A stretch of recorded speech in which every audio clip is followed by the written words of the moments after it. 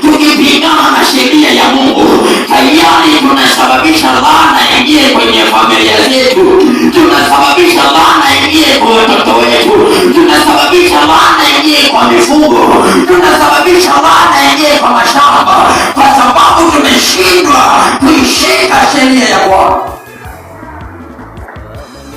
Bwana Yesu asifiwe sana. Bwana Yesu apewe sifa sana. Amen. Mungu sio mjinga, na Mungu hakukurupuka. Hakuna chenye Mungu alifanya kwa kukurupuka.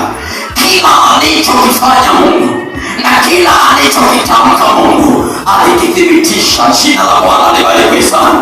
Alikipima kwenye mzani mpaka kutamka, na maana amekithibitisha kwamba ni sahihi. Lakini mwanadamu sisi tumekuwa wa kwanza kukosoa mpango wa Mungu, tumekuwa wa kwanza kukosoa kusudi ambalo Bwana ametuitia sisi ili tulifanye. Sikiliza, hakuna kitu kinaumiza mtu yuko bize na shughuli siku ya Jumapili.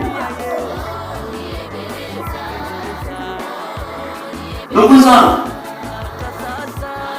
wakati mwingine tumwogope Mungu.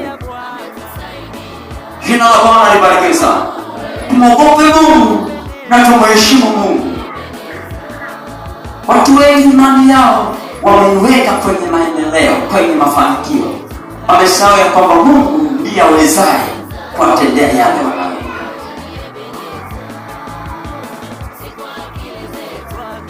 Wewe hauwezi kutaka vitu vyako wakati uko kinyume na mimi nikaachia. Jina la Bwana libarikiwe sana. Amina. Bwana Yesu apewe sifa sana.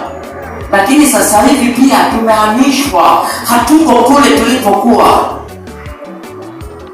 Tulipokuwa huko nyuma tulikuwa tunafanya mambo ya ajabu na hakuna aliyetushangaa kwa sababu tunafanana na hayo tunayofanya.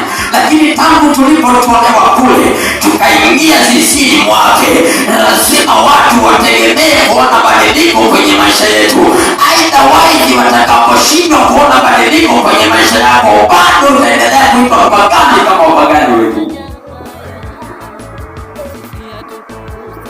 Haleluya. Bwana Yesu apewe sifa sana. Sikilizani niwaambie ndugu zangu.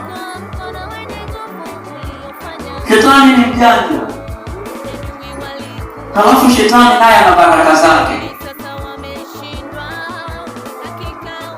Ila ni hatari pale tutakapoishi pasipo kutambua ya kwamba hizi baraka